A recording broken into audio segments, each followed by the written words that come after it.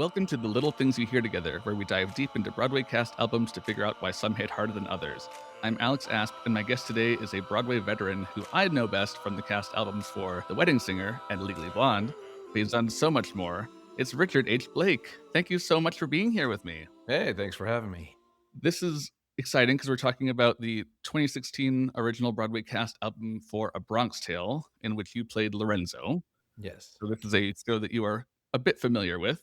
Yes. Yes. From the kind of the get-go. We started working on it, I believe in 2013, I think is when we first started doing the readings and workshops of it. I did it all the way through the Broadway run, and then I actually went out on the first national tour with it as well. So it's been many, many years with Lorenzo being a part of my life. Yes.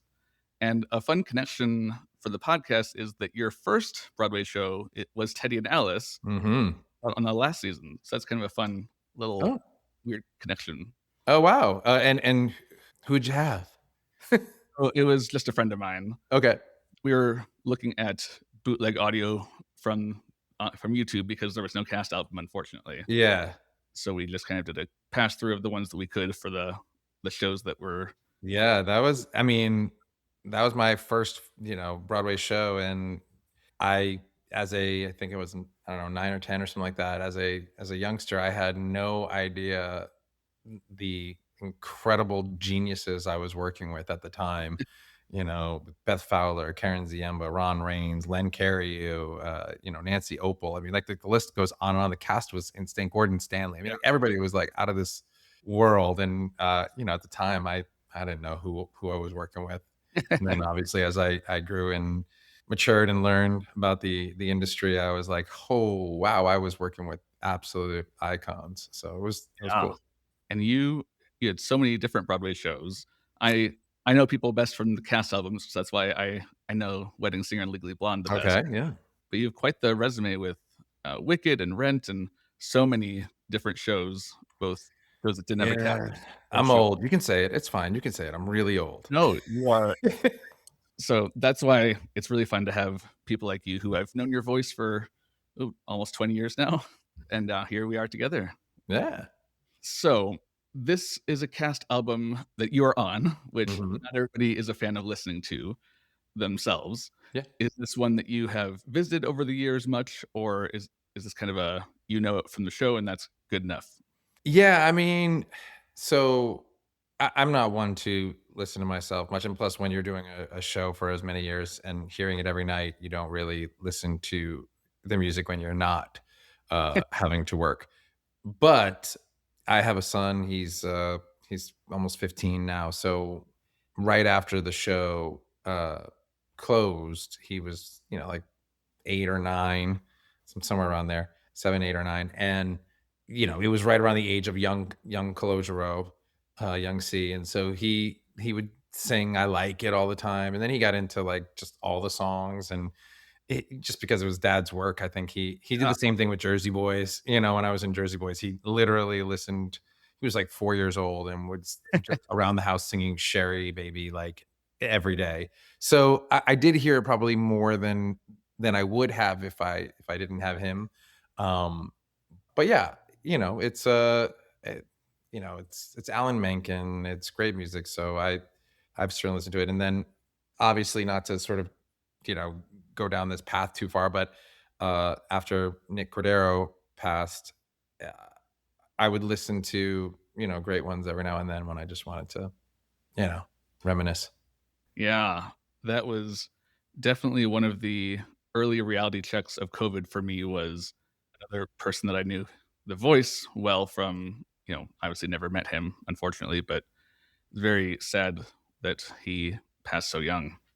Yes, he was one of the great ones. So And that's a reference to the show that we'll get to in a little bit here.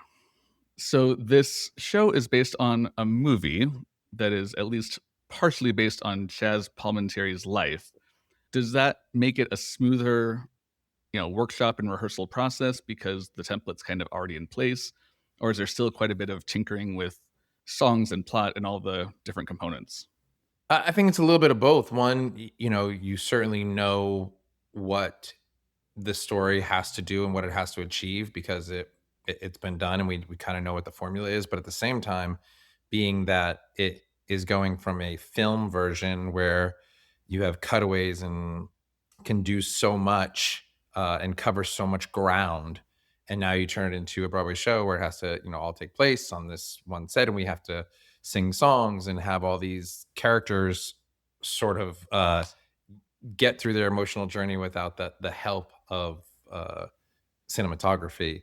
It it does make a challenge. You have to figure out, what these songs have to tell a story. So that was the job that I think is probably the hardest there is Alan Menken and Glenn Slater's job, which is taking Chaz's, you know, very kind of gritty story and turning it into a Broadway musical, Yeah. and I think they did a great job. Obviously, Alan Menken is a genius. He creates what I call earworms. They just like burrow into your ear and you just like can't get them out. And, Glenn Slater is one of the smartest people in the room always. So between the two of them, I think they produced a really great soundtrack. Yeah. Actually, you And should say cast album. We don't say soundtrack. there we go. So I get you in trouble. My friends will get mad at me. so you're in especially an interesting position because you played Lorenzo, who Hmm. in the movie was played by Robert De Niro, Hmm. also a co-director of the Broadway show. So Hmm. you had the person in the room with you that you were recreating his performance. Yeah, it wasn't intimidating at all. No, not at all. But honestly, he is the nicest human being. He's an actor's director.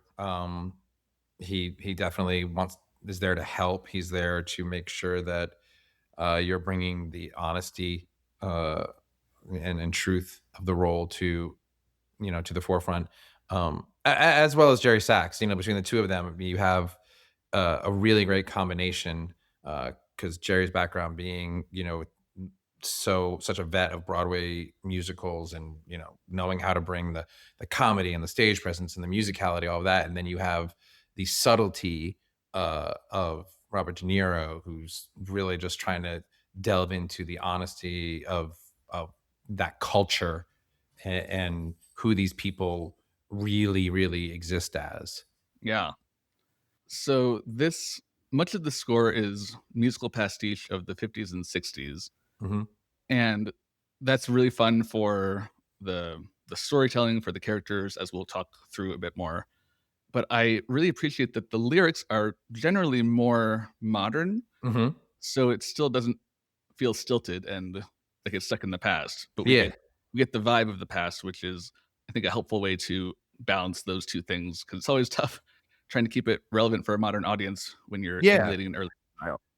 Absolutely, and I think one of the great things they did is covered the different genres of the 60s because you have these different characters. You have the crooners, when you look at that at the music of the 60s, you have the crooners, you have the R&B, Motown sort of vibe coming up right there. You have the doo-wop sound that was really, popular with the young kids. And so there's all these different genres of music that set the landscape of our show. Like in the Bronx, you definitely had all these different styles happening. And so as we go through the characters, each one kind of uh, represents a demographic, if you will, of music listener. Yeah. And I really love that Sonny's songs are a little bit more 40s Hmm. inspired with Yeah. and that kind of vibe because he's the older character Yeah. and sense that would be his musical style. Mhm. So I do appreciate those attentions to detail Yeah. that can just really make a score do more of the storytelling work for you. Yeah. Well, let's go through these tracks, shall we? Sure. Let's do it. This is a Bronx Tale, and it's my story. The world I lived in, the people I knew. It's just a Bronx Tale, and like they all do, it starts right here on Belmont Avenue. first up is Belmont Avenue, and we start right off with that doo-wop, which is a very specific sound. So it's very effective at placing us in the world, both the time period and the mentality of the type of people that, younger, more likely to be into the pop culture of the time. And so we really kind of know where we are right from the very beginning, first notes. Correct. Yeah, I think that was very key. The whole beginning the show a cappella was, I mean, it's also very challenging. There's not many shows that kind of start that way. And so, coming out the gate, just four voices. Well, starting the show, one voice, and four doo-wop voices to basically a cappella. I think really immediately sets the tone for where we are. Yeah. And once, there's kind of a little bit of intro, and then we kind of get into the main thrust of the song. And it's a really fun groove to keep things moving. Like Mhm. you can kind of easily picture, without seeing the show, you can picture all these characters and props moving around the stage as we're building the world through different characters singing little bits here and there, which is what you want an opening number to do, to really get you kind of acquainted with lots of different things all at once so that you can dive into the story. Exactly. Yeah, it sort of build the world for you. It's a bustling place. The Bronx in the '60s, and Belmont Avenue is that's the center. Of it, the hub of it all. So yeah. And the pushcart peddlers, they hawk their wares door to door. While the jukebox jockeys dance in the candy store. And Calogero is acting as a narrator, especially more at the beginning of the album and at the very end, which narration is always tricky to handle and not have it be, shortcuts for storytelling. I think for the most part, this is well done to be what we need to set us up, but not staying too long in that narrating space. And Bobby Conte Thornton does a great job of, weaving in between the spoken word and the sung parts. Yeah. So, and then that's also interplaying with the ensemble singing the rest of it behind him, which is great. Yeah. I think this show was the movie, but it was also a one-man show where Chaz narrates the show. And, in our particular show, as you said, Bobby narrates the beginning and the end, but then then we stop narrating the show. So we only narrate when we haven't reached his age yet. And so I think that is a very interesting technique that they use, but they also were kind of allowed to do it because the one-man show tour sort of tells the story that way. And so it is within the, sort of realm of the way Bronx Tale was conceived, was to be a narrated story, if you will. Yeah. Even in the movie, there's a lot of voiceover. Right. And I'm sure that was an very fun meta kind of moment when Chaz went into the show, right? As Sonny, if I'm not mistaken. He was. So to have he the came in creator be joining the cast is always a fun time. Yeah, I mean, first of all, Chaz is a larger than life personality. Being with, he is a true movie star. He is he's everything you think he would be. He's extremely tall. He's just a presence. And I've had the luxury of becoming very, very good friends with him. Playing his father meant the world to him. And, he says that when I came into audition, after I did my audition, he said, well, there's my father. So Wow. the search is over. And that meant the world to me because that's what you're trying to embody. You're trying, when there's something so important and a role that's so important to somebody and means so much, you want to do it justice. And so it created a bond for us. Immediately, we became very, very good friends, and we're still extremely good friends to this day. And we also, when he came into the show, Nick and I, shared a dressing room, and then Chaz and I shared a dressing room. And the Longacre Theater is very small, so we shared a very, very small room. Yes. So you have to become very friendly with somebody very, very quickly because you were sharing like a 5x8 space. It's like, it's gotta love real estate in New York. Yeah, it's Broadway's glamorous, and that was the star dressing room. How do you like that? Oh. Yeah. Hanging with the crew on Belmont Avenue. Gotta love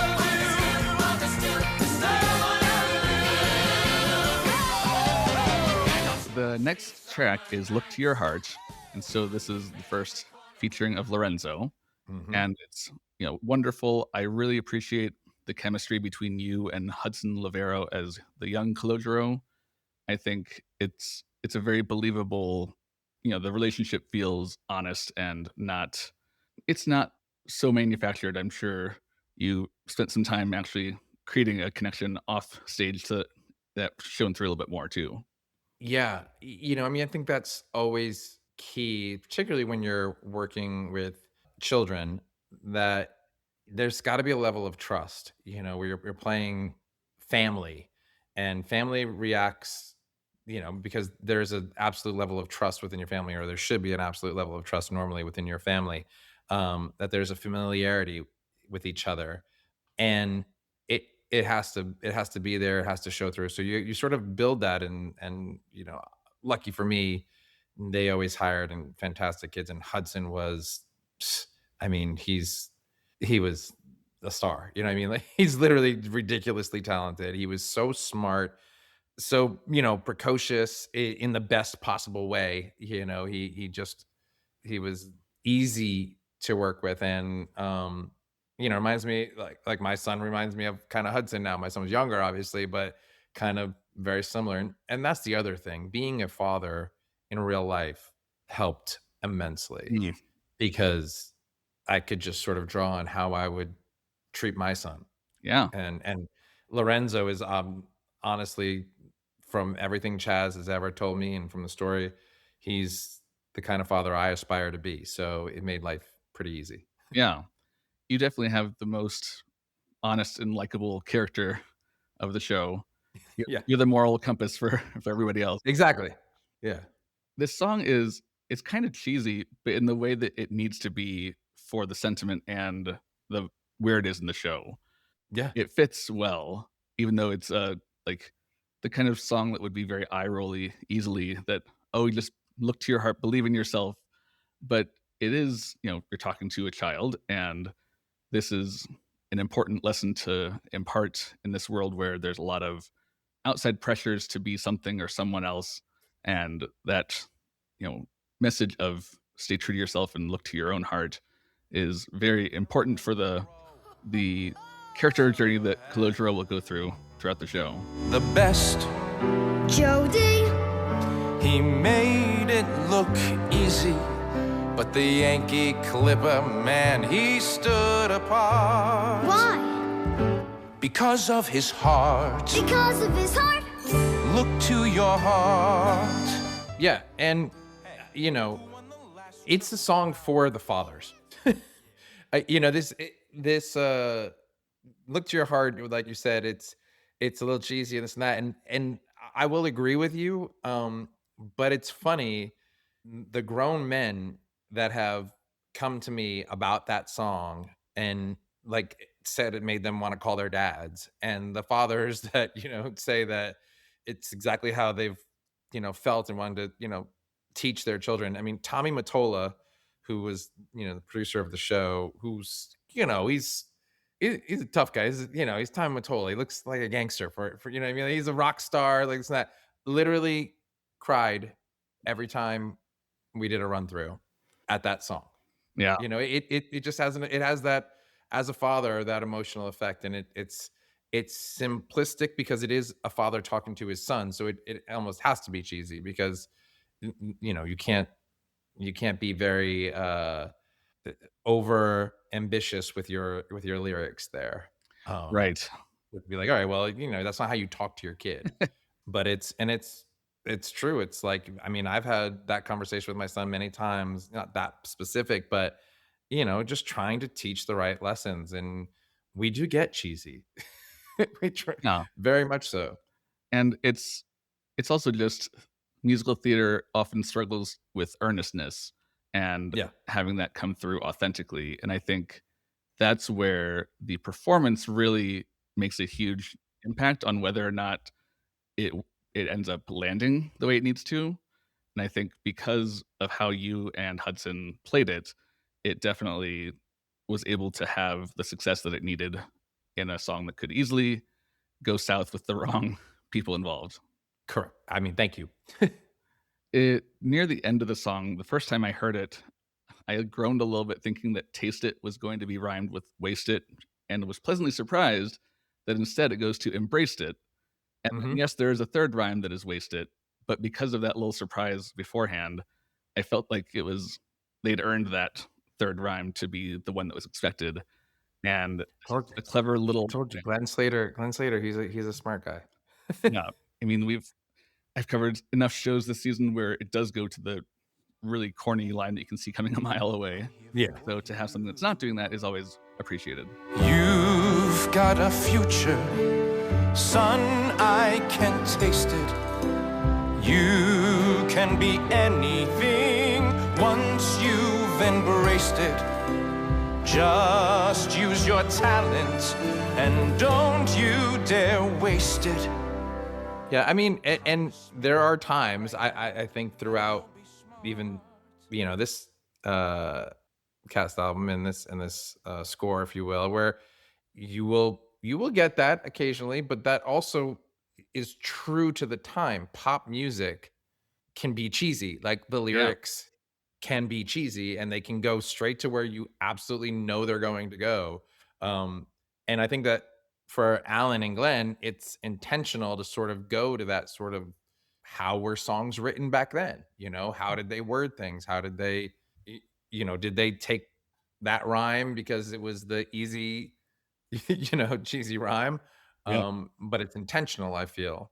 Yeah, and I think they they're kind of touching on that here and there, but not sitting in that and letting that be all of the style of the lyrics, which is, like I said before, part of what makes it feel more modern in the lyrics is that it's not only those expected things from the pop songs of the time, but they have enough touch points with it so it still feels authentic in that sense too. Yeah, agree. The next song is Roll 'em, and so now we get Nick Cordero.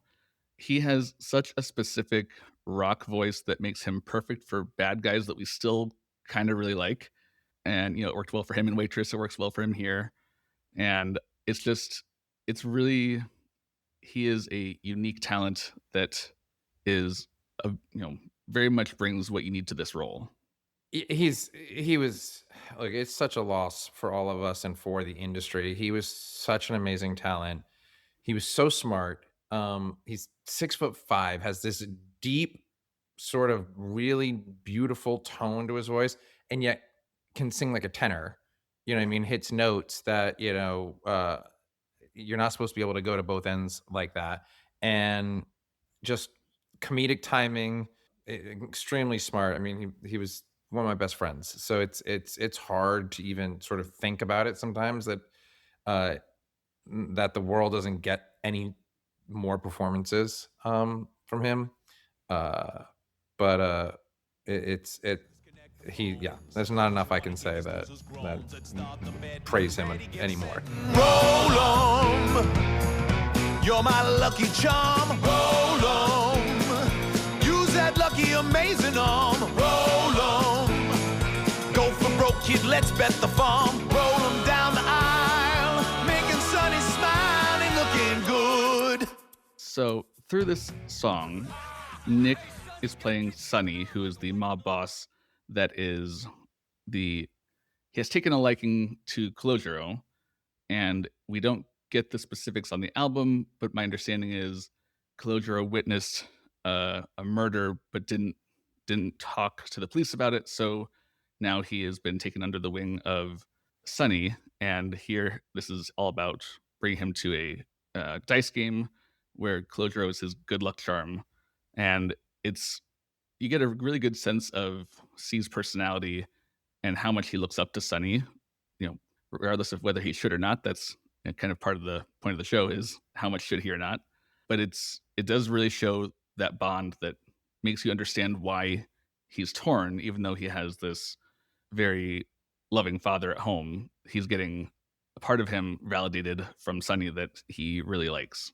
Yeah, I that's exactly right. He witnesses the murder. He's basically the sole witness, and they bring him to the lineup, and he has the opportunity to point Sonny out, and he looks at Sonny and he makes a choice to protect him, and that's when Lorenzo, later says, "You did a good thing for a bad man."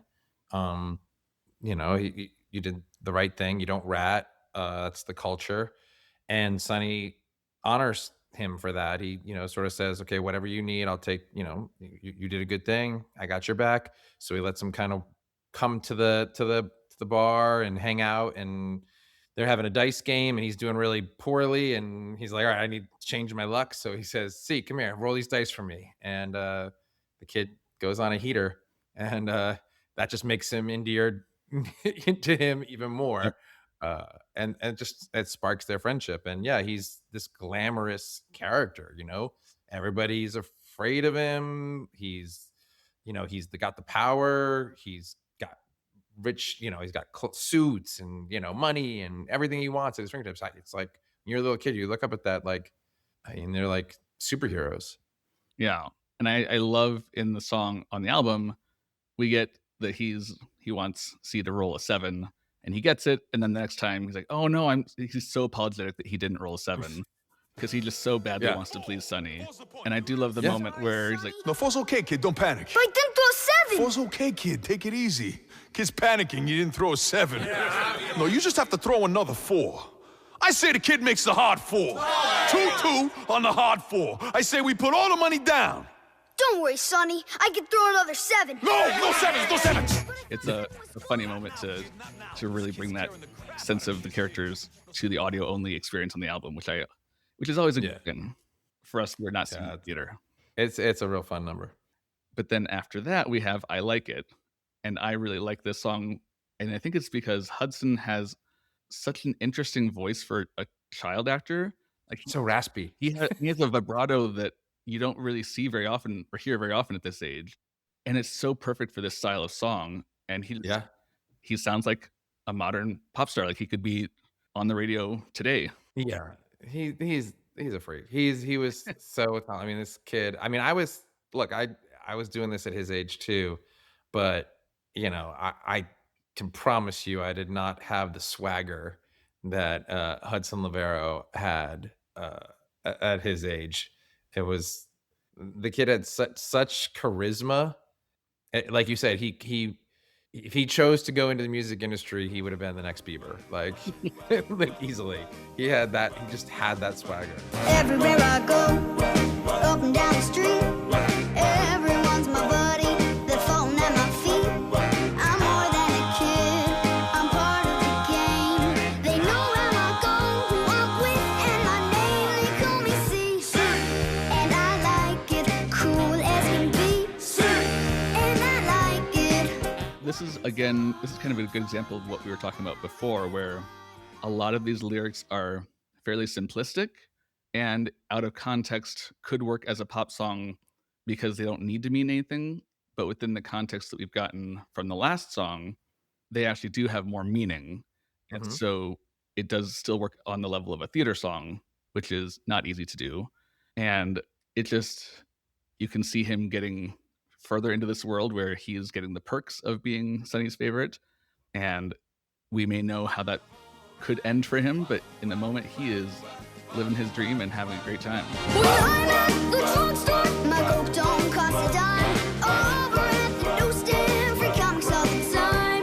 The grocer, the peddler, the whole neighborhood. Wherever I go, I know my money's no good. They call me C, and I like it. Everything's free, and I like it. After this, though, is giving back the money. So, and it's not clear on the album, but somehow Sieg has gotten money from Sonny, and Lorenzo is the smart one who realizes they have no way of knowing what the high cost later may be for accepting this money, because that's part of the style of Sonny is always keep people in your debt so that you can control them. Yeah. And again, Lorenzo is the moral center saying this is not going to be worth it, but nobody else wants to listen to him. It's hard to turn money away. Even Rosina, she's like, but well, let's think about this for a second. I mean, this could go a long way. And it sparks a little argument between the two of them. But it's Lorenzo's moral compass, like you said, he is the moral compass of the show. It never wavers. It points to a true north always. Yeah. And I think we can have that type of a character because he's not such a focal point of the entire story. Mhm. That's your main character for the whole show. That's not very interesting. No. But if you have that as somebody to keep coming back to and influencing the main character, that can be a very effective character type, as I think it is here. Yeah, it's far more interesting to watch somebody struggle to do the right thing than to just be constantly doing the right thing or being told to do the right thing. And I mean, that's the kind of 101 of storytelling. If we make it easy, then what fun is that? Money like that you don't pull from a hat. I mean, $1,200 can buy us a lot. It's blood money. I know, and it's wrong even so. I mean, who's gonna know if we spend it or what? It's dirty, it's cheap, and the price is too steep. Take 1 cent, you're in deep with them, like it or not. Please, Lorenzo, please. So the first part of the song is them kind of discussing whether or not to give it back, and then Lorenzo takes C back to Sonny and gives him the money, and then C throws a tantrum, a very very realistic tantrum at "I want my money, give me my money," because he doesn't understand the implications of accepting it, and he just knows that he wants the thing. And it's very difficult, I think, to portray that kind of behavior in a way that doesn't feel so annoying, but it's the right amount of annoying that it should be for the character, where we understand why he's acting this way, but it's still not a good way to act. And then as he's getting more and more on Lorenzo, we get the "Daddy, why did you hit me?" We do get a little bit of a sound effect there to indicate what happens on stage. That moment is, I guess, really our only, little chink in the armor of Lorenzo, where he lost his cool for a second, and he does apologize, a few seconds later. But it's an interesting dynamic to have in the show. Where's my money, Dad? What did Sonny say? Can I have my money? I left it in there. What? How'd you do that? I worked for it. It was my money. It's dirty I money. want my money. Stop it. I want my money. Give me my money. No! Daddy, why did you hit me? Why? Yeah, He was right. it's gonna be a weird thing to say, and I hope it doesn't come out wrong. But today we we obviously don't lay our hands on our children. That in the 60s, 70s, 80s, when I was growing up, I mean, like if you acted poorly, you got spanked, you got smacked, I mean, across the mouth if you talked back to your parents. I mean, it was kind of expected, and there weren't really ever apologies for it. But they did not add the apology in this story, according to Chaz. Anyway, they did not add the apology in this story to make Lorenzo a good guy. His reaction is true as Chaz tells the story. His dad slapped him once, and he apologized for it. He said, "I'm sorry I hit you. I didn't mean to," and that was it. That was last time. I mean, but if you think truthfully to these characters and back this time, Yeah. most kids were getting beat. Do A lot you know what I less than mean? that. And if they talked out, I mean, if you watch Christmas Story, you know what I mean? Like Yep. you could see it. Like it's I mean, I'm just trying to think of something funny and cute and even like lighthearted like that, where there's truth in that. That was the way parenting was back then. And so, they didn't just, you know, homogenize it for the sake of theater and the times. Chaz says that this is very accurate. His father, it hurt him way more than it hurt Chaz, and he knows that. And he knew that he was wrong. He, like I said, he always knew when he was wrong and right. He just really knew the difference between wrong and right. Yeah. I think better than the average man. And that's, I think, what's so important. Yeah, and it also highlights that nobody's perfect, and Yeah, knowing the difference between right and wrong and recognizing when you've done wrong is still, that does not negate all the good things for making a mistake, which is exactly. helpful to keep the character more realistic in that respect too. Yeah. And to a degree, we'll get into it. That's true for Sonny. Yeah. Yeah, we'll get definitely more of that as we get to a couple of the later tracks.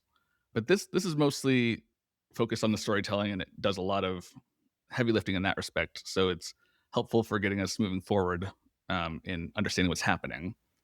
And then we have the reprise of I Like It. And this is our time jump song. And basically, this is covering 8 years where we see both versions of Calogero intermixing, and they sound really nice together. Bobby and Hudson, it's not a given that two voices are going to sound good together, but it's nice when it works out that way. Yes. And somehow 1 hour turned into 2, and somehow 2 hours just kept on going. Ours became days. Weeks went by in a haze. Till 8 years passed me by without any sign of slowing. But it's not that long. It's mostly just telling us that he continued to see Sonny even though he was not supposed to, and he continued to benefit from that lifestyle. And that will, when we get to the rest of the story, this is not just he got taken under the wing. It's he stayed under that wing for 8 years, and you can really understand how big the ties are as a result of that, which will become important. Unfortunately, this means that we bid adieu to Hudson, and the rest of the show will be Bobby as Calogero. It's true. But that's okay. That's what the story needs. He had the sweet gig. Give him 20 minutes, get all the glory, sing his big number, everyone goes crazy. Yep. Gets probably the second biggest applause at the end of the show. It's fine. Yep, it's fine. That's the gig right there. Yeah. And the next song is Ain't It the Truth? So this is just a group of guys acting like they have a clue about life in the world. From you have to dress this way, you have to present yourself, how to treat girls. And it's just, Calogero and his friends just kind of goofing around at first. You put on the fedora, the sophisticated aura, and you curl your lip and stand just right. Light a cig and hold it steady, strike a pose, and now you're ready to hang on the corner all night. Ain't it the truth? The opening part of it, is fairly benign. It's just talking about how you present yourself. And then we get into the Mario test of how to tell if a girl is marriage material, which is so dumb. And then they tell him it's so dumb, which I love. Yes. And there's a lyric that I both love and hate at the same time. Ain't it the truth? No bullshit, every word makes sense. Ain't it the truth? Ignore me at your own expense. She likes the pepperoni, she ain't fit for matrimony. And that's the truth. Whoa! Rhyming pepperoni and matrimony. And it's brilliant, but Yeah.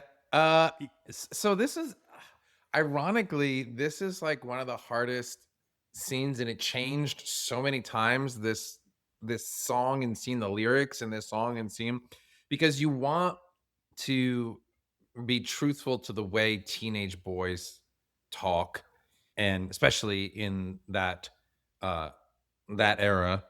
Hopefully they are a little bit more respectful now, but they didn't used to be. And so you want to honor that truthfulness of the time, but you also, it's a family show, it's musical theater, and you don't want to go too far either.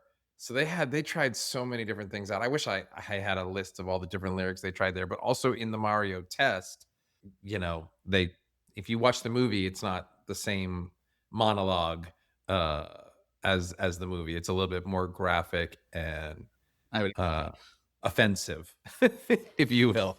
So yeah. And then the later part of the song gets a little bit darker as they're talking about got to keep the spooks from moving in.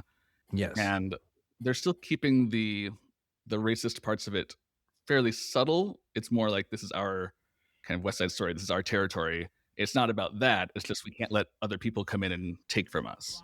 And it will develop more as we go along. But we're kind of planting the seeds of that now.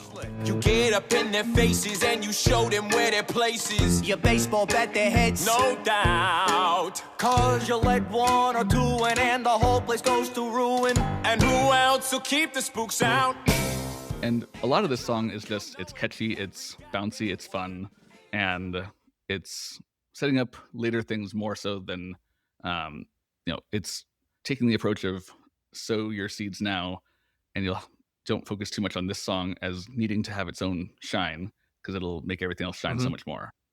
The next song is Out of Your Head, So Calogero has seen a girl that he likes, and a lot of this song reminds me of "Foolish to Think" from Gentleman's Guide, where he's trying to talk himself out of the fact that a girl like that he could ever have her. And Mhm. it's a classic trope, and it's reliable, and it's still accurate that, we'll see people and think, well, why, I shouldn't want to be with that person, or, oh, they're out of my league, or whatever it is. So it is endearing to have him, you know, having this response of he's so taken with her that he doesn't think he could ever be worthy. That girl right there.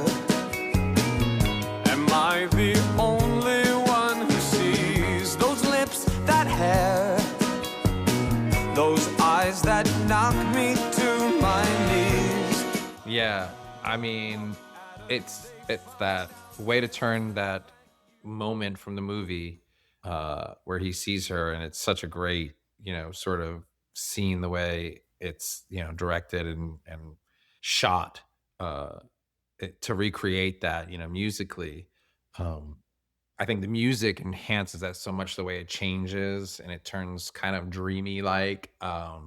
And it's a impossible situation if you think about it for him. So it's like the fact that he is enamored by Jane, he immediately just doesn't even think about all the conflict of it, and the trouble with it. He's just, holy cow, like it's just his world stops. And it's, I don't know, it's an interesting, it's a touching moment. We don't think about, I think, how difficult, and I think they try and set it up obviously in the story, but like you said, the time and what it meant wasn't just about neighborhood. uh these two, you know demographics, the African Americans and the Italians, did not get along at all. Yeah.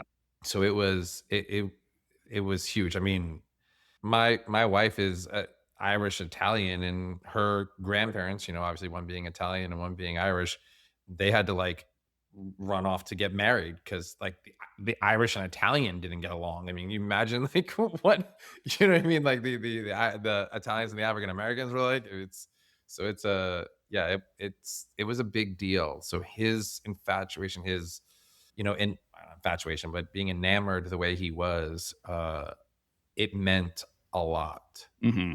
I think that we try and sort of get into that, but at the same time, you have to just keep the story moving too. But I think it was a bigger deal at the time than necessarily we land on. Yeah.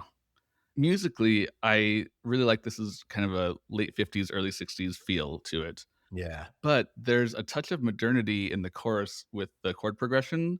And it's Hmm. subtle, but it's just enough to kind of, at least for me, give me a little, oh, that I like that. That kind of pulls me in even more because it feels familiar from two different places. And you're just out of your head if you think that this ever could be.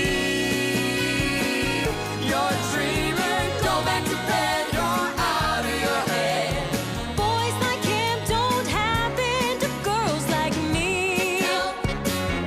It's such a, well, I call this song a bop. This song is such a bop. Like it's like dun dun dun dun. It's like, it's just, I don't know. It's like it has such a bop to it. Like, I don't know. I always was like a fan of it. Just backstage, just step touching to it. It just, you know what I mean? Like I'd be backstage, literally, because I have an entrance at kind of at the end of it, and it's it was like my step touch song. You know what I mean? Like Yeah, I don't know what it was. I was always dancing to the song backstage. it's very catchy for sure. Like you said, Alan Menken knows how to write an earworm. Seriously. And throughout the song, we learn that it turns out Jane feels the same way as him. There's Hmm. still the complications of them being from the two different sides of this conflict. But this is our, at least on the album, this is our introduction to Ariana DeBose, Hmm. who sounds wonderful, of course. And it's interesting, at least, I'm not sure how much in the show she's in Act One. On the album, this is her main bit of appearance in the first half, and then she'll factor more in Act Two.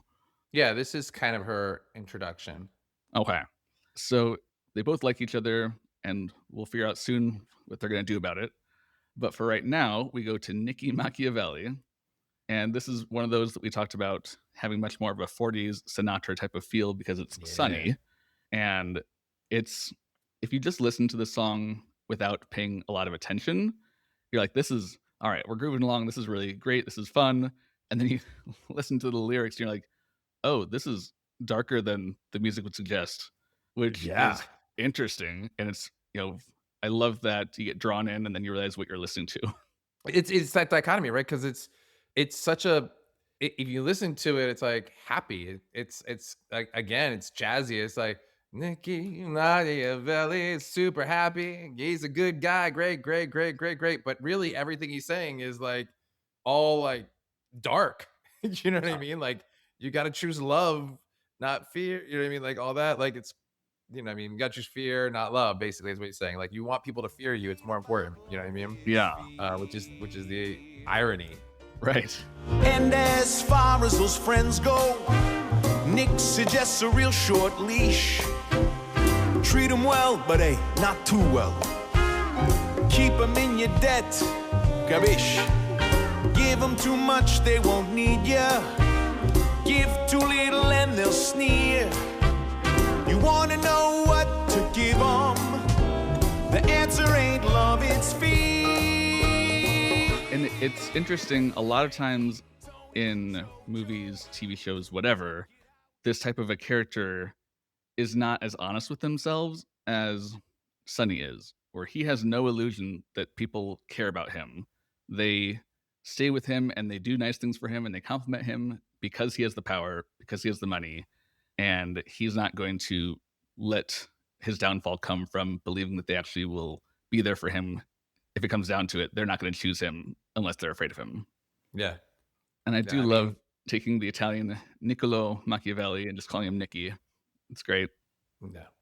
Chaz, he understands this world. He understands culture, and obviously, Sonny is based on a real person, and you know, he says that he was OG. Like he knew he had no illusions about who he was. You know. Yep. And that's how he was successful. Money can't buy your friendship. Love can always disappear. But fear is cash in the bank, kid. Fear puts gas in your tank, kid. And now you got Nicky to thank, kid. Forget about love. Choose fear. Then after this, we go back to the Lorenzo side of things with These Streets. And we get like a mini reprise of Look to Your Heart at the beginning before getting to the rest of the song. And this is another plea from Lorenzo to get C to realize that if he aligns himself with Sonny, eventually he'll get into some kind of trouble. And he's really trying not to lose C to These Streets, hence the name of the song. But it's getting a little bit more urgent than it was before because he's realizing how deep Calogero is in this world. Sunday streets won't take you away from me. No, these streets won't break up this family. Yeah, what you don't sort of get from the album, the album is he comes out of his apartment building and witnesses there's a big bar brawl with the bikers and they get thrown out of the bar, and after they get thrown out of the bar, he sees his son kicking this biker on the street, like who's already beaten by the other guys, and then he comes up and tries to act tough, and he tries to be basically Sonny and try and be tough like Sonny, and it's like immediate sort of slap in the face of like, okay, this is the path that's happening right now, and he's already starting, and so it's urgent that he regain his son's sort of path. Yeah. And this is kind of a family affair as well, where he's not wanting the family to fall apart because of what's happening. So we do get to hear a little bit more from Lucia Gianetta as Rosina Mhm. throughout the song. But going back to the music again for a second, this is more of a mid to late 60s kind of beat, which is a lot of fun. And the melody is, So it's supposed to be kind of like so Alan said he heard this as like a Bruce Springsteen sort of sound, which I always thought was interesting, for like to sort of weave into this, but he felt that it was like that driving sort of storytelling that Bruce does. So that was kind of the vibe of the song in the musically, um, was where he was sort of was what he was going for with that. Yeah. Yeah, and really, it's kind of strange. The biggest late '60s influence that I feel is like in the rhythm of the song, and Mhm. then the melody. That part of it does feel a little bit more modern. So that's interesting to hear that that's not just me projecting that onto this. Yeah. No, 100%. On these streets, you mean nothing. Trust me, they don't care. You don't know Sonny. I know how he thinks. Mess up once, watch what happens. They'll leave you bleeding somewhere. You're wrong. Sonny trusts me. There's no honor, no trust. They do what they must. They kill if it's justified. They'll make you a pawn in their war. Come on, Dad. You were meant for much more. Yeah, and it's one of those great songs that the end of it is a cacophony. You have all the different kind of melodies throughout the show make an appearance in it. You have Roll 'em, you have Giving Back the Money, who else? Whatever. There's like all the different sort of sounds, Belmont Avenue, like you have all these different sounds come into play, these different worlds that are at play here. The streets, right? The different Yeah. sides of the street come into play. And so I always think that's really smart. I always find that amazing when composers can do that. Yeah, this is our One Day More, our nonstop, that type of ending act one with a little bit of recalling the earlier melodies. And when done well, I always find that very exciting. And I think this weaves them together quite skillfully so that it does give that building tension so that you leave act one kind of realizing that you've been leaning forward and you're like, oh, no, now we have to wait 15 minutes before we can start up again. Yeah. It's exactly what you want. Come on and come with me. Close your eyes. See, come on, I need you. Look to your heart.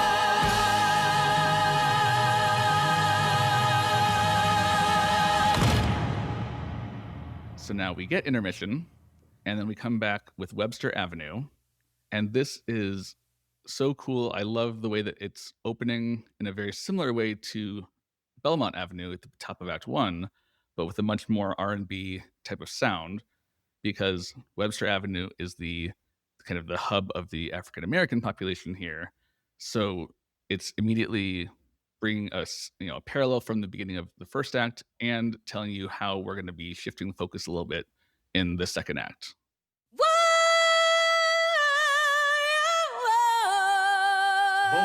Boom, boom, boom.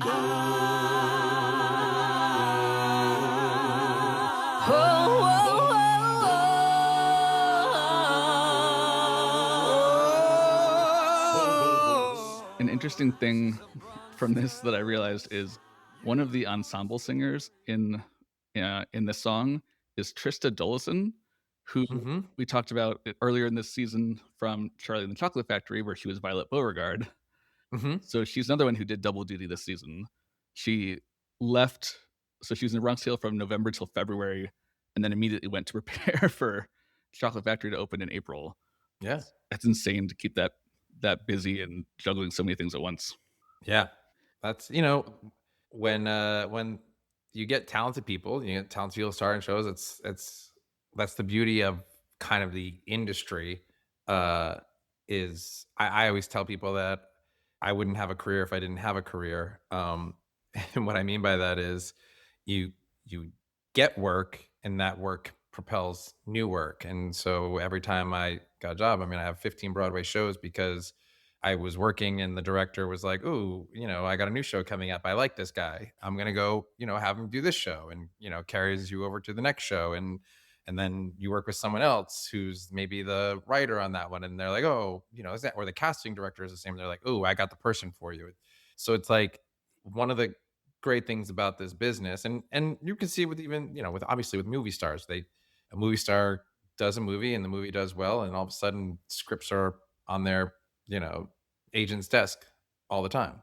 Yeah, and it is crazy as I dive more into Broadway history and different, shows I didn't know as well, realizing for how big Broadway is, it is a relatively small community. Yes. And those connections really are key. Ooh, ooh, ooh. Sitting on my stoop. Sitting on my stoop. Ooh, ooh, ooh. Sitting on my stoop. Sitting on my stoop. Webster Avenue. Sitting with my crew. Sitting on my stoop. Gotta love the view. Webster Avenue. Sitting on my stoop. Webster. So back to this show though, this is a much shorter version than Belmont Avenue because we're not having to do all the world building that was needed at the top of the show. Correct. So now we go to Out of Your Head reprise, and we get the first kind of half or so of the song is Calogero and Jane talking about meeting up. And it's funny because both of them realize the obstacles that they're already facing, even just trying to pick a place for their first date, because he can't safely go to her neighborhood. She can't safely go to his. And it's, the whole point is, this is crazy. We shouldn't do this, but we're going to try anyway because this shouldn't be a thing that stops us from falling in love if that's our destiny. Yeah. I guess I'm out of my head, 'cause I'm dying to see where this goes. Can't fight it, maybe it's wrong, but the feeling's so strong. Things like this can't happen, but hey. But it's actually fairly, it's a quick song. So the next one is One of the Great Ones. So we're back to Nick Cordero and the Sinatra vibe. And the exact context is not on the album, but we can deduce fairly easily that Sonny is telling C that he thinks that if he thinks Jane might be the one, he should take the chance because you only get a few shots at one of the great ones. Correct.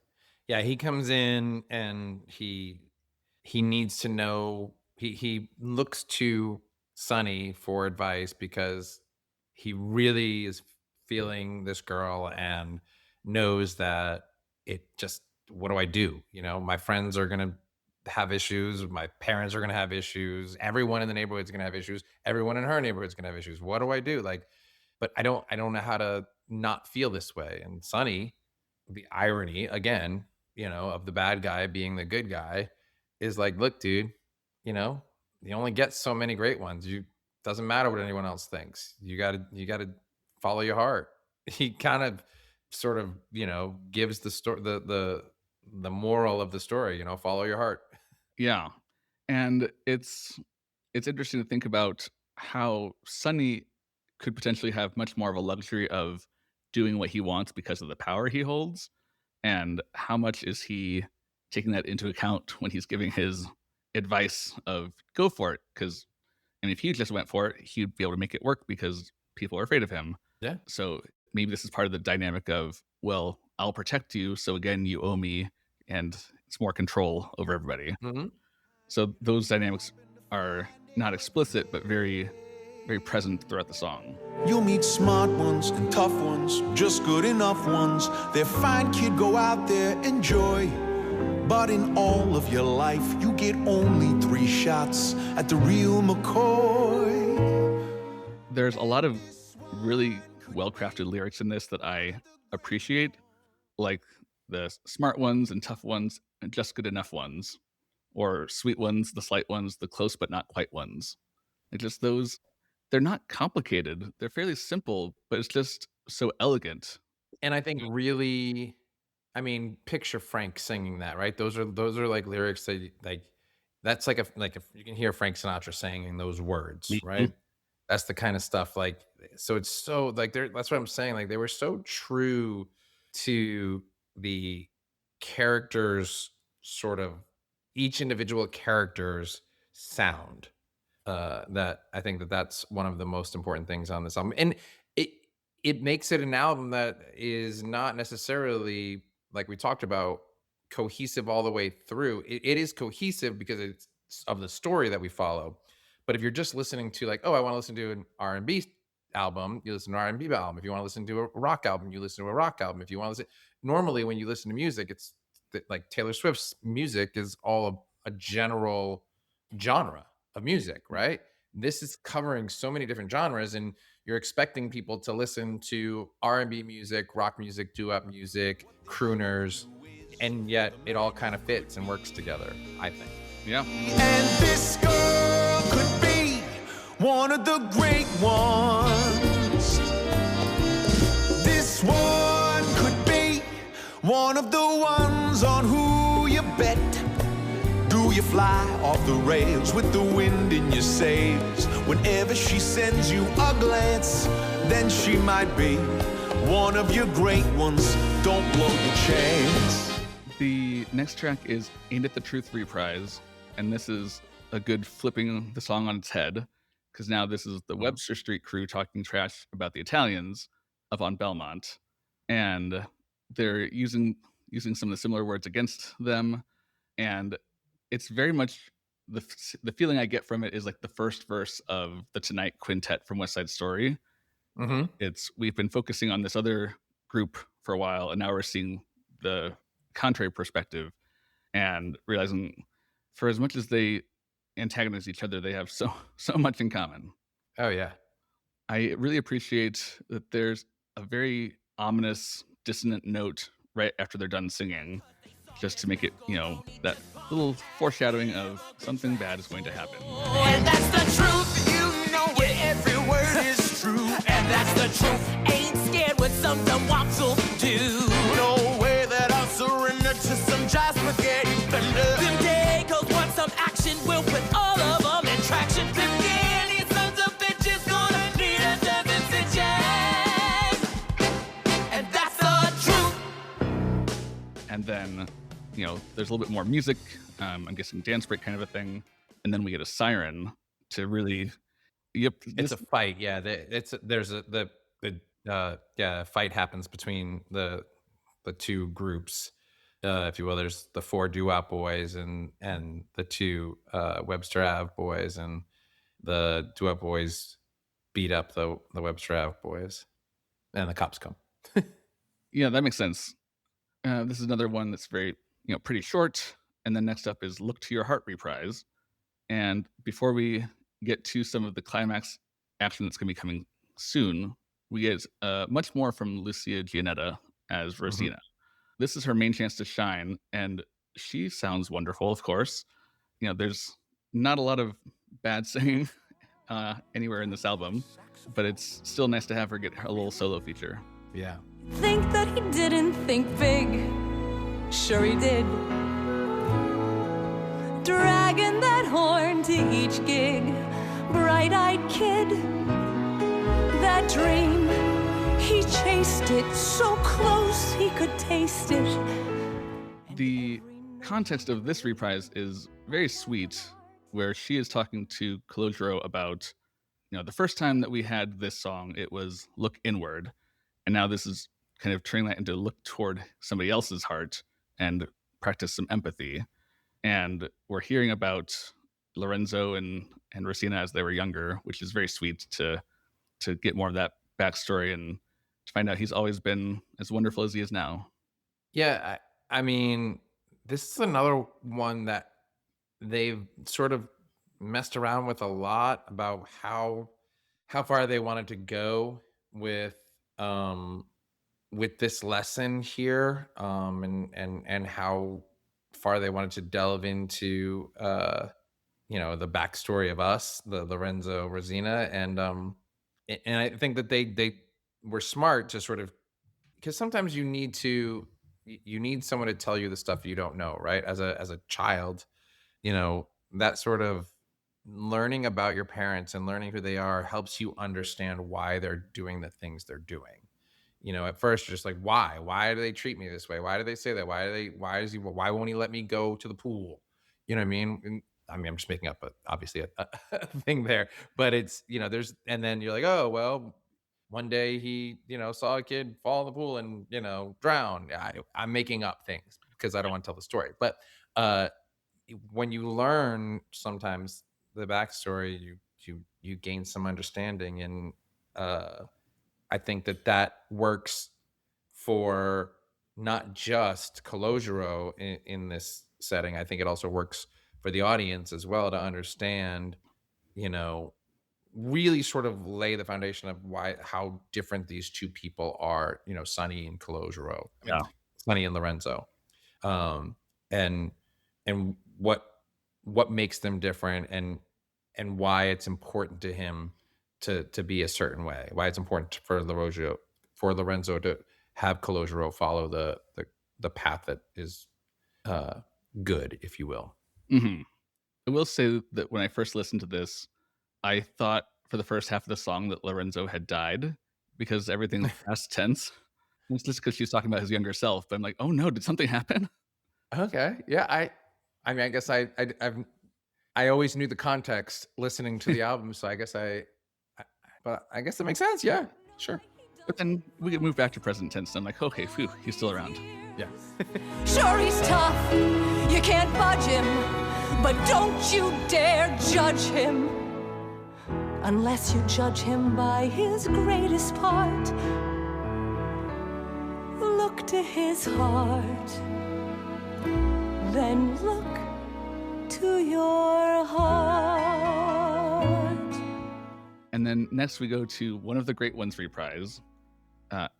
Second act is definitely kind of reprise heavy here for a stretch, but they all do make thematic sense, and they're all pretty much doing what I like a reprise to do, which is turning it a quarter turn to not be just the old golden age ploy of you reprise things so that it's more hummable because it's in their memories.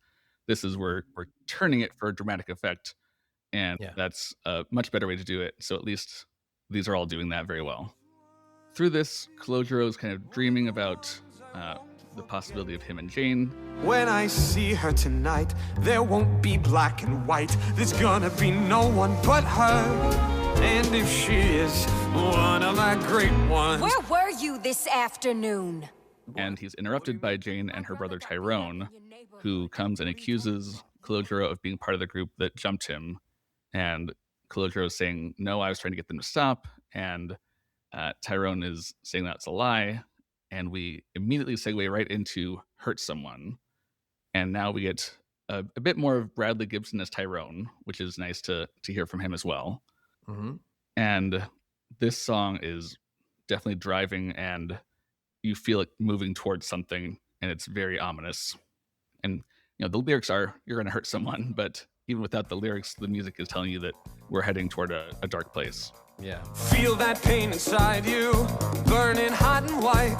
You want to make it stop, go hurt someone. All that shame and anger bottled up real tight. You gotta let it pop and hurt someone. I mean, this is the big one. It's a beast. There's a lot of moving parts in this song. We have a lot of ground to cover because the show, this is kind of like where everything starts to heat up and get the tension really mounts. We have to sort of create the stakes getting that much higher. And so I think that the tone of this song really, for me, does that really well. Yeah. And it's really interesting.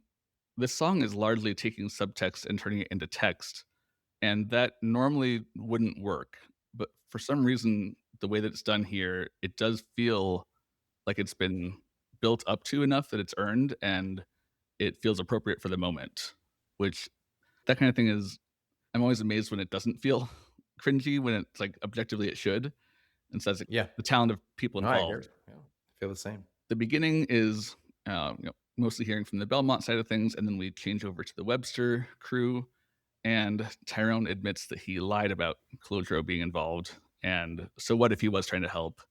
And I do feel like it's kind of a rapid pivot back and forth of Jane changing her mind seemingly quickly about, oh, he did it, he's bad, and oh no, I never doubted him for a second.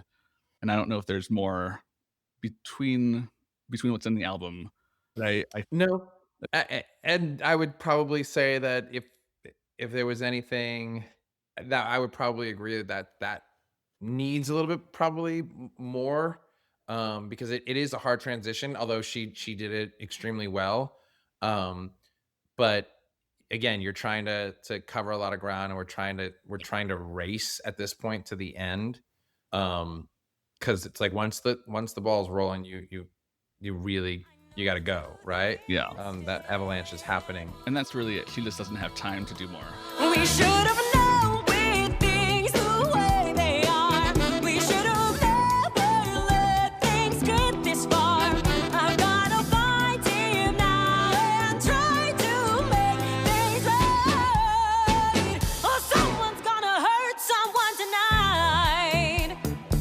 Yeah, and so, it's kudos to her for sort of for making that work, but I agree. I think it is always a really tough thing when you have to change your position, um, and you're not given a lot of time to make that change in your position.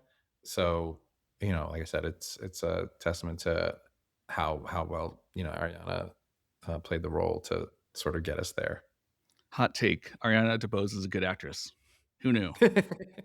She's doing all right. Yeah, and I'm sure she was doing, body language and other things on stage that helped to sell it more that we just can't get on an album. Oh, yeah. Oh, of course, yeah. Throughout the later part of the song, we're kind of getting Calogero going back and forth about whether he should be involved in this escalating conflict that's coming, or if he should turn away, and is it going to cause more problems by not being there to try to help his friends to not do the wrong thing. And I think, again, it's maybe a little bit the going back and forth is a little underdeveloped because we don't have time. But generally, I think it's really good at showing why he is wavering, because it's not just right and wrong. It's balancing pros and cons of both options, which is, considering the amount of time that we have to do that, he's doing a pretty good job. Yeah. Somehow I lost my way and lost my mind until I left my one way out behind. And I've been hurting, scared, and running blind.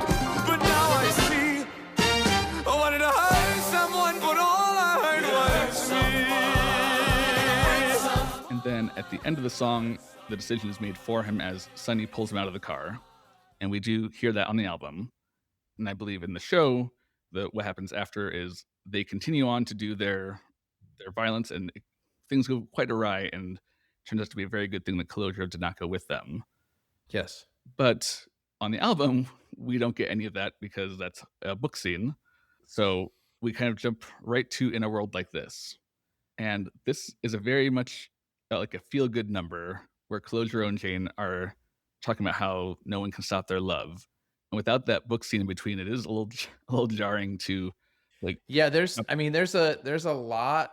Because obviously in Hurt Someone, you have the scene where Sonny basically yells at Calogero and basically accuses him of like setting a bomb in his car.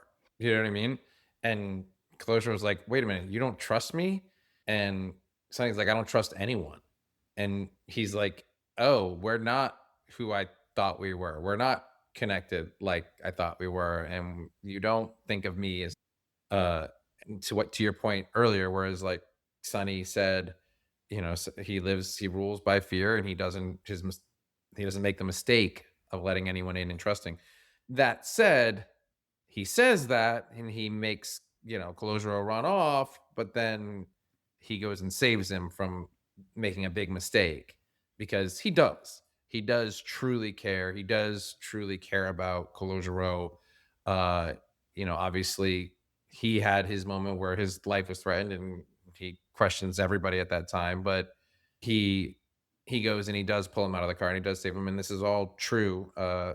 Chaz was pulled out of the car, and his friends did go, and they did end up passing. And he doesn't know about that yet before we get into In a World Like This, but he kind of needs to sort of decompress from all that, and Jane finds him, and they have their scene that is, where they sort of reconnect, and that is not on the album, but it is in the show. It doesn't happen nearly as abruptly in the show. Yes. 'Cause in a world like this, where so much can keep us apart. Yes, in a world like this, you just have to trust in the beat of your heart. And this is, just the example of, in a musical, there are usually book scenes and musical numbers, and you can't put the entire show on an album. So there are Correct. things that are left out always. And if major plot points are happening in the book scenes, what can you do? Sometimes you can include a line, leading into a track to help set the context of what we just skipped over. But a lot of times that Yeah. I mean, a lot of the lines that you hear on the album are not necessarily as they were in the show. They've been altered to sort of get more of the context across. Mhm. Yeah, which is I very much appreciated for people listening without the benefit of seeing the whole thing. But Yeah. it's just an inherent thing that we have to always be aware of with cast albums. There's more than meets the eye or the ear. And really in this, we got during Hurt Somebody that Jane was trying to stop all of this from happening, but we don't know from the album if she was successful. And I wish there was at least some sort of line leading in so that I could feel more relaxed in enjoying this song because this is really beautiful. Oh, this is the jam right here. Yeah. And you get so anxious from Hurt Someone, and now you're like trying to come off of that and appreciate this at the same time, which is Yeah. So no, right? Your the answer to your question is they both kind of find each other. The chaos is kind of all still happening, and they kind of escape into their own little world, and then they kind of snap out of it at the end and go, "Oh crap. The real world is still happening, and these guys were going to do this and these guys were going to do that, and we should do something about it." yes. So yeah, I mean that's kind of what happens is that this song in a world like this kind of goes into its own world, if you will. Hmm. In a world There's nothing gonna like keep us this, apart. where everyone sticks with their own. Just trust in the beat of your heart. In a world like this, they're all so afraid of what's new Why or should we unknown. care if they're ready or not? And this really, as I'm thinking about it, this structure of the show and the album does kind of harken back to older Broadway, where Act Two has often very few musical numbers, and most of it's happening in the book scenes. And the cast album is not trying to get around that. It's just this is what it is. Yep. So it's kind of a interesting, as we're musically doing a pastiche of an earlier time, the structure is kind of going back to a more traditional storytelling structure for the show itself. Yeah, I mean, I think the goal, in storytelling, particularly in shows and musicals, or not the goal, but what they try and do so often is get you to that red herring, right? Once the first act tries to get you to that red herring where you are left going, "Oh gosh, what's going to happen? I need to come back for Act Two." But what that does is then leave you with just what happens. Do you know what I mean? Yeah. Act Two is what happens, and you have to sort of that doesn't take as much work generally. And so it's musically in a musical, not necessarily it doesn't have as many requirements musically. It is tends to be more of the text and the information, where we figure it out. So I think that's kind of what happens, is that you're left with the second half of the show wrapping up kind of abruptly Yeah. when you don't have the text. Yep. And that's, cast albums can't do everything, Yeah. but we can appreciate what they do. Yeah. So for the show, we end with the choices we make. And Yeah. it is funny for a show that has so many reprises in Act Two, we're ending on a new song, which I always really appreciate. I can think of so many shows where the last number is completely new, maybe has some motifs from earlier, but is, I don't know, I know a lot of people don't want new material at that point, but I like it, like things like Light at the end of Next to Normal, things like that are just, Mhm. I love a good new song at the end of the show. Especially when it's anthemic too, you know what I mean? Yeah. Like I think it helps because it kind of brings the whole sort of show together, it brings the whole cast together, because it's literally a message for everyone, not just for one character. Mhm. And so it sort of encapsulates what every character in the show has kind of been dealing with, and that is, the choices that we make will shape our lives forever. And you knew it's never easy. It's never black or white, just shades of gray. All we do is face up to those choices and obey our inner voices and hope we find our way. Yeah, I mean, that was as as an actor, getting to come out and sort of that scene and that song, getting to sort of start that song and have that duet with my son in the show uh was fun. That was really that was a special moment. I always enjoyed, the ending of the show. I think it's really, really strong. Yeah.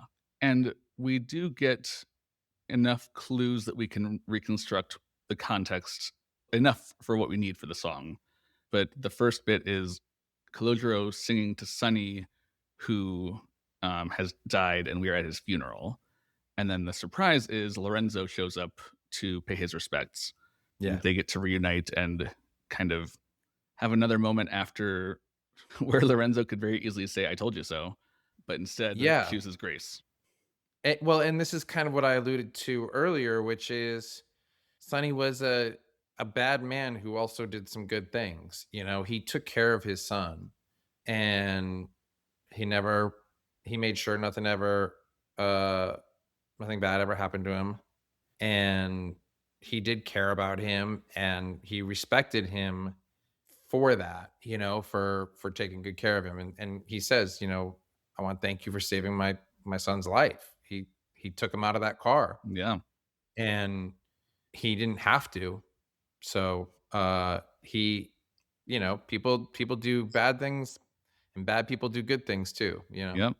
And you mentioned you get to sing with your son, and it's a really, again, two voices that blend quite well together, which I'm sure makes it all the more fun to sing together. Yeah. And all the choices we make will shape our lives forever. Even one mistake can tear your world apart.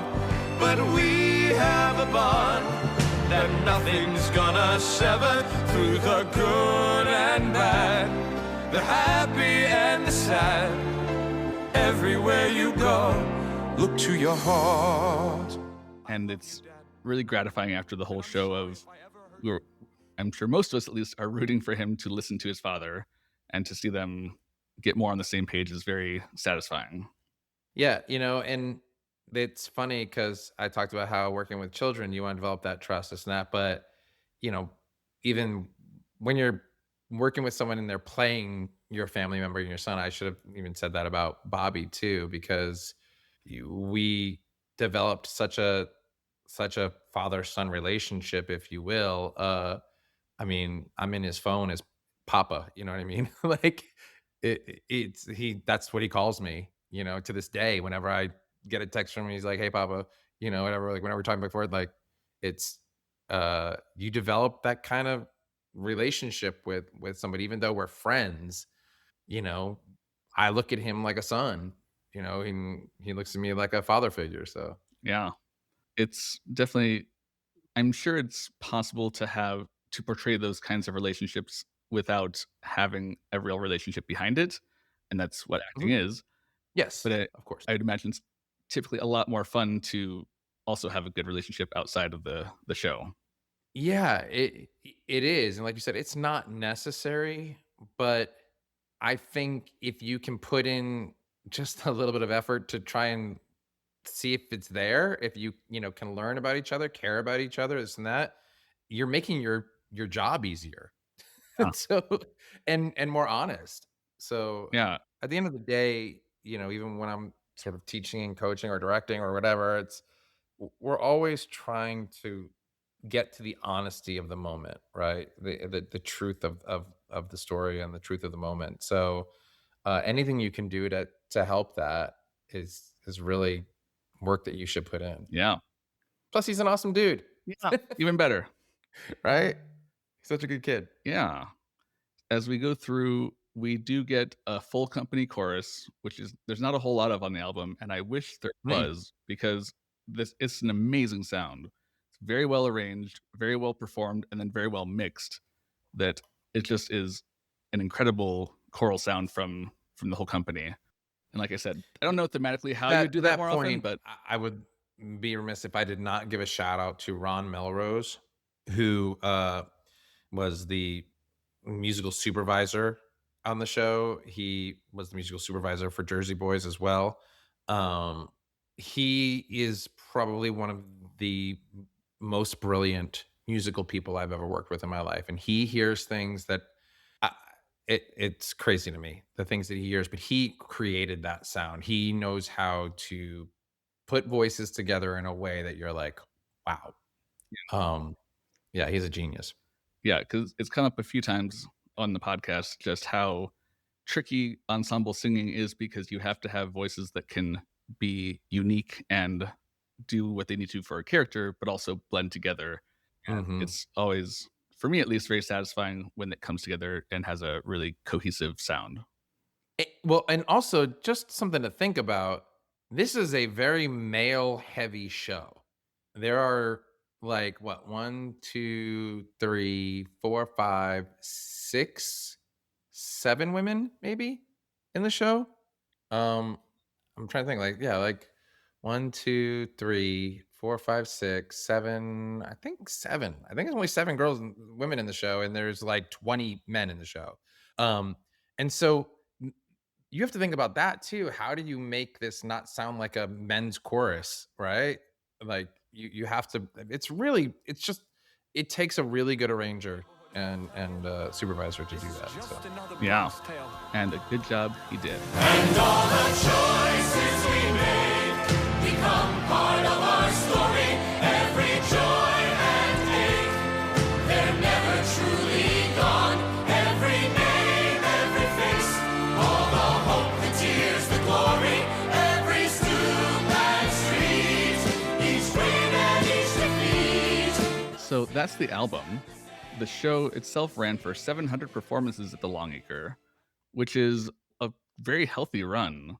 And it is. I'm surprised that this is not a show that we hear about as much from like, you know, songs being taken out of context for whatever cabaret shows. I guess a lot of these are group I numbers. have to be honest with you. I thought Great Ones was going to be basically every baritone's audition song for years to come. I Right. mean, it, and you know, I'm a little shocked too. It's kind of that weird show. It kind of fell during a weird time with the shows that kind of came out right before it and right after. I think there was a little bit of controversy, if you will, between, not controversy, but there's a non theatrical element to our show that at the time I think was still pretty new, getting all of these people from the, you know, Robert De Niro directing and Mm. Chaz writing and Tommy Mottola, non-musical theater people generally sort of taking over Broadway, if you will. And I don't know, I think there might have been a little pushback because, you know, it wasn't I don't know. I just it always kind of amazed me because I thought the show had a, so much heart in the music, particularly is a soundtrack that if you took these songs out individually, they're all, you know, so fun and so easy to sort of, like, they're Alan Menken songs. They're, like I said, they're earworms. Yeah. It is very strange to me, but it is also just a very packed season Yeah. with so many new shows and big revivals. So Oh yeah. yeah. It was a very big season. Well, because, you know, we have Hamilton to thank for that, because it wiped out basically Broadway the season before, Yeah. and all these shows closed. So normally you only get so many shows opening in a season, and then in our season there was like 15 Yep. shows that opened because Fingers. all these theaters had been vacant because Hamilton basically won every award, and all the other shows ended up closing that opened that season. So Yep. it was, yeah, it was kind of weird. It was a weird season to sort of come out of. The show unfortunately did not get any Tony nominations, but That was kind of where I was alluding to when I said yeah. the pushback. I mean, there were plenty of things to, if you didn't want to nominate us, there were plenty of Yeah, things to it's nominate. You know what I mean? yeah. The album was produced for Ghostlight Records by Ron Melrose and Alan Menken, with Lawrence Manchester as the audio engineer. Is there so I'm going to vary the question that I've been asking guests. Is there a standout cast member that made this experience particularly special for you that's just the first person you think of when you think of this show? The show? Yeah, the show or the album. Well, the show, it's easy. It's Nick. Yeah. I mean, Nick and I were in it from the get-go. We were put opposite each other from the get-go. Our children were different from the get-go. We had different Cologeros. We had different genes. Um, so Nick and I were basically the two that were with it from day one. So we immediately had a bond, and obviously we're playing, opposite each other, and we just we hit it off day one. Um, and again, that's kind of one of those cool things when you're playing somebody that you're going to fight with every night, being really good friends, helps. And like I said, we shared a very small dressing room for a couple of years. Oof, yeah. I mean, you know every intimate detail about somebody. Oh, yeah. But I would say Nick would be the first one, and then the second would be Chaz himself. Yeah. I to this day am very close with Chaz. We talk a lot, and his just his trust in me and the friendship that we made. I mean, the three of us were kind of like three amigos, me, Chaz, and Nick. So we go eat 4 or 5 nights a week, and outside of the show, and just hang out, and so it was cool to make those kind of relationships. Yeah, for sure. But then I feel bad because I'm like, Lucia, my wife in the show, I love her. Like, I love everyone. Bobby, you can't tell me one special thing, but if I had to pick one, it would have been definitely Nick. I mean, it's hard to compete with somebody who you shared the dressing room with 8 shows a week for 2 years. Yeah. You're gonna get Yeah. close.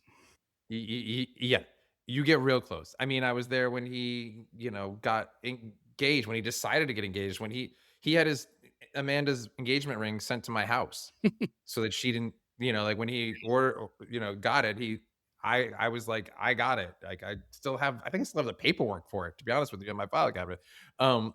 You become super like family, and we were very, very, very close. And it was easy. For the two of us, it was very easy. So I love that. Do you have a favorite song from the show that either one that you really enjoyed singing or that you really loved hearing other people sing?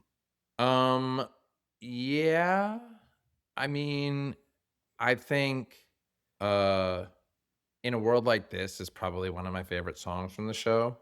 Um Musically, it's just, I don't know. I just think it's beautiful. I think it's a beautiful duet, and obviously I was always very partial to Look to Your Heart, just because it will forever kind of be that first song I've got to sing as a father, Oh, or, yeah. or as playing a father. Right.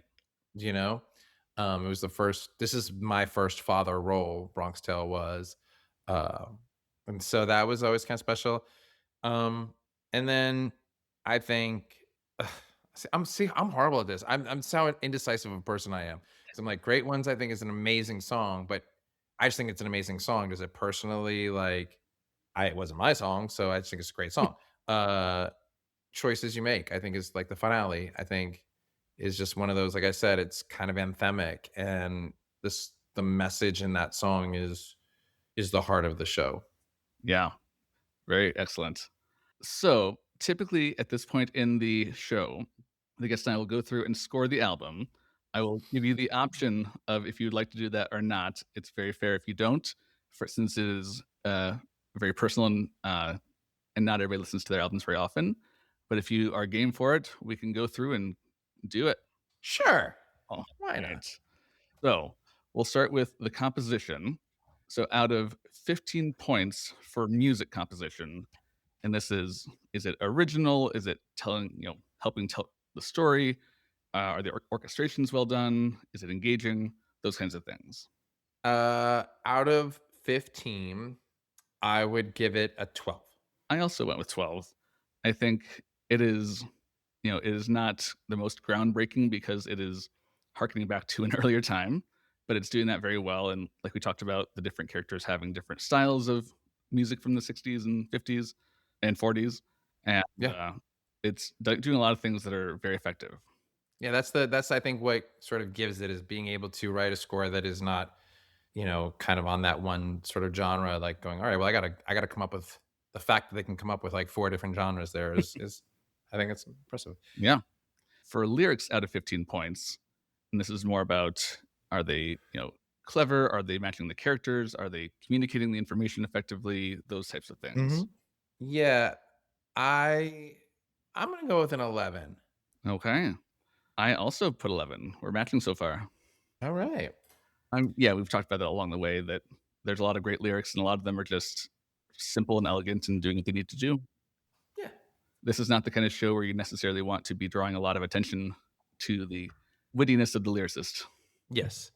Now, under performance, we have virtuosity out of 15 points. And this is more the technical aspects of, you know, pitch, rhythm. Are things lining up? Are we having the singing match the character? Those kinds of things. I mean, I think for for the styles of everything that we've got going on in this show, and I think it's an extremely talented cast. I also don't think, and that's you probably just want my score, but I also don't think that there's a lot of songs in this show that are show off songs. Yeah, that's very true. I mean, honestly, like These Streets is probably one of the biggest where I'm screaming my face off at the end, but really there's not a lot of like, hey, I'm going to sing and show off my voice for the sake of show because that's not how the music was of the Yeah. time. And that's not what Um characters would do. so while it's not the kind of music that shows that, it doesn't take away from the actual ability to do the music really, really well and something that's a little bit simpler, a little bit really well. So I'm gonna go. I mean, I can't go. I won't probably give anything a perfect score because I just don't believe anything's perfect. Mm, I'm probably gonna say 13. Okay. I think I'm going to go with 13 as well. Okay. I had initially put 12. Then, as we're talking through, and I'm thinking about, it, I'm like, yeah, these are a lot of really great voices that, um, yeah, it's hard to deny. Yeah. For personality out of 15 points, and this is more the acting that comes through, things that is it painting the picture of that's on stage through just the audio alone, that kind of thing.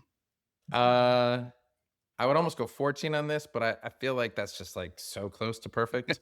Um, but I will say that this is where I think De Niro had a really big hand was in casting. I mean, obviously Jerry Sachs has, just as much of a hand, but you there's a lot of Goombas in this show. Do you know what I mean by that? Like there's a lot of true people in this show. A lot of guys who really fit their who are their roles.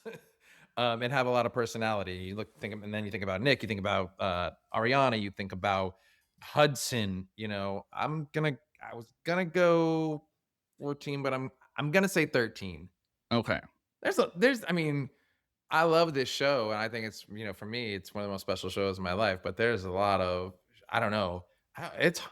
There are shows that there's very few shows out there that are gonna get like the tippity Yeah. top of my thing. I'm critical. And that's what the podcast like this is for. So you're perfect. Yeah. I'm going to go with 12. Okay. The biggest thing for me is that by nature of the story, we have several characters who are very similar. They grew up together. They speak the same, accents the same. So on the album alone, it's hard to distinguish, especially on first listen, between Yeah. the characters to really know what's going on. And again, that's not an issue on stage when you have a visual, and that's what's more important than the album. But Yeah, I guess it's hard because my brain is sort of remembering everybody's personality in the show. Um, I mean, all the gangsters are so amazing, and they all had such different personalities, and they all, were encapsulated something different. You have Eddie Mush, Frankie Coffee, Cake Jojo the Whale. I mean, they're all so different in their personalities. That it's yeah. So I get it from the cast album standpoint. That makes sense. all right, now we'll go into theatricality categories. So storytelling out of 15 points. And this is not necessarily do we get the entire plot of the musical on the album, but are we being propelled forward in a story? Are there any things that are kind of jarring and confusing about the way that the album has some things but not other things? Stuff like that. Yeah, I would say for the most part, it's pretty easy to follow along. I think that like we talked about, there are some gaps that you just can't tell. I would do like 11.5. Okay. I'm gonna go with 12 Okay. because I think pretty much every song is largely in pursuit of this of a story. There's not a lot of we're just gonna sit in this moment and sing a song that doesn't relate to anything else. There's not really any of that. It's just there are Yeah. some gaps that you're like, oh, I understand what's happening, and now I'm lost because we just had a very important book scene that we skipped over. Yeah. Yeah, I think yes, I agree. Like I said, 11.5. We're pretty close. Yeah. And then emotiveness out of 10 points. This is not 15. And this is from the album alone. So this can be the tricky one for you to separate out, not Yeah. on stage, but from what we hear and what is included versus not. How much are we getting communicated emotions to us and the music inspiring emotion out of the listener as well? Um I, yeah, separating the story from the album because I think emotionally what you see on stage and the text is extremely important for the emotional journey in Yeah. this. Whereas kind of what we were talking about with the music of this era, and being kind of true to the music of this era isn't emotionally very uh impactful, if you will. So I'm gonna out of 10, I'm gonna go with a 7. Okay. I'm I think I'm gonna go with a 3. Okay. It feels like these characters, like you said, all the reasons that it's not as much on the album alone, because that's not the point. And just yeah, it's not giving me something that for whatever reason is connecting me to something that makes me cry or just Yeah. like I Yeah, yeah. I mean, I guess I agree. That's kind of my thing. I think each song, when I listen to it, I'm just listening to it from a musical and storytelling perspective. I think I just sort of looked at it as like 2/3 of the yeah, of the score. Um, but yeah, I mean, that's kind of what I'm saying. I agree. Like there are soundtracks that I listen to that when I listen to them, I get like the butterflies and I get like cry and I, just from the music and the story and the emoting in the music. And this isn't one of those. yeah, Meanwhile, there was not a very dry eye in the house, I believe at it. the show. So it's kind of a weird thing. The music, the story is what I think drives this show. Yeah, It's the script. yeah, It's the story. And that's why it has worked so well as a play, as a movie, as a one-man show, right. is that at the heart of it, The story it's an is incredible script. yeah, very fair. And then for our remaining kind of miscellaneous categories, inventiveness out of 5 points. How much is it trying to push the envelope of musical theater and that kind of thing? I mean, I don't think that we reshaped the wheel at all here. I think what's inventive is that we did like I've said, kind of over and over again here, is that we've done show with music of so many different timelines, or not timelines, uh, genres, if you will, Hmm. but also timelines. Because I mean, we do flash forward 8 years, and the music does change in that time. But yeah, I mean, in a lot of ways, I think this is a very traditional musical. Yeah, I mean, I think this is, there was nothing sort of groundbreaking, but I don't think that was ever the intention. I think it wasn't, let's reinvent the wheel. It was, let's just make a good wheel, and it's uh, a very there are a lot of shows that we love that are doing just that. yeah, I mean, Hamilton is amazing. Rent is amazing. I mean, they were literally changed the landscape of the American musical theater, but that's not what this is. This is just American musical theater. You Um, uh, so I would say out of 5 points, 2. Okay.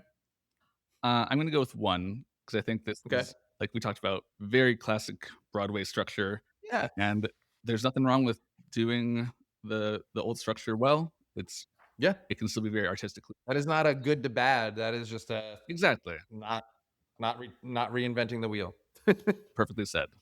For clarity and usability, out of 5 points, and this is more so starting at 5 and taking any deductions for mixing issues, sound quality issues, things of that nature in the production of the album itself. Ooh, I haven't really listened to it closely like that. I I, I might have to go with a non-answer here just because I assume it sounds good. I mean, I will tell you that what I really appreciate about this album is that we recorded this at the Mena Center for Classical Music.